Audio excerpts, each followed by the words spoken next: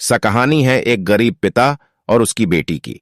एक बार वह गरीब व्यक्ति अपनी बेटी को उसके स्कूल से लेकर शहर के एक महंगे होटल में पहुंचा।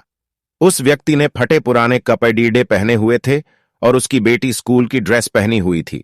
जब दोनों होटल के अंदर पहुंचे तो वेटर पूछा, सर, आप क्या खाना पसंद करेंगे? आप अपना ऑर्डर बता दीजिए। तब उस व्यक्ति ने कहा कि आप मेरे बेटी के लिए एक प्लेट पाव भाजी लेकर के आ जाइए। बस वेटर ने कहा, सर, आप कुछ नहीं लेंगे? आपके लिए भी कुछ लेकर आऊं? तो गरीब व्यक्ति ने कहा, मेरे लिए कुछ नहीं, आज मेरी बेटी के लिए पार्टी है। मैंने इससे वादा किया था कि अगर तुम इस जिले में 10th क्लास में टॉप करोगी तो तुम्हें मैं सबसे महंगे होटल में पार्टी दूंगा। तो आप सिर्फ बच्चे के लिए पाव भाजी ले आइए वेटर।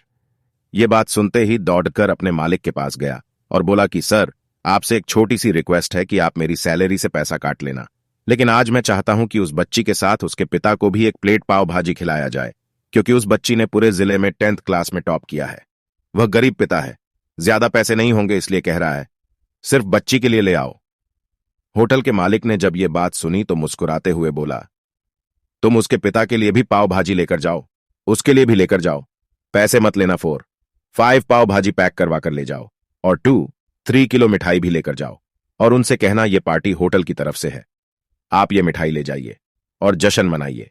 जब वेटर ने 2 प्लेट पाव भाजी लेकर गया तो वह व्यक्ति चौंक गया और बोला, मैंने तो एक ही मंगाई थी, मेरे पास पैसे नहीं है।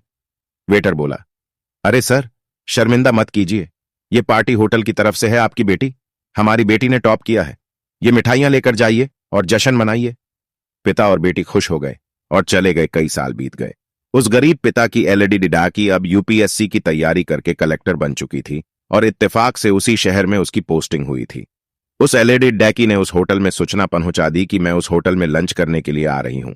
होटल के मालिक ने जब यह सुना तो होटल को पूरी तरह से सजावा दिया।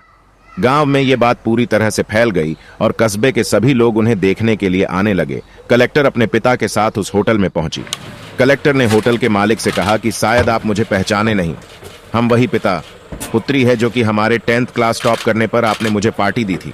हम वही पिता पुत्री है, आज फिर से आए हैं और आज पार्टी हम देंगे आपको, आपके पूरे स्टाफ को और पूरे गांव को, क्योंकि आपने गरीबी का सम्मान किया है। आपने उस दिन जो पार्टी दी थी, मुझे बताया कि मुझे कितनी और ऊंचाई तक पहुंचना है, कितनी और बड़ी मंजिल को छूना है। आपने एक नई प्रेरणा दी थी और आज मैं उसी प्रेरणा का एहसान चुकाने के लिए आई हूं। वो मैडम ये सब कहते जा रही थी और आंखों से आंसू बहती जा रही थी। यह कहानी हमें सिखाती है कि कभी भी किसी गरीब का मजाक मत उड़ाना।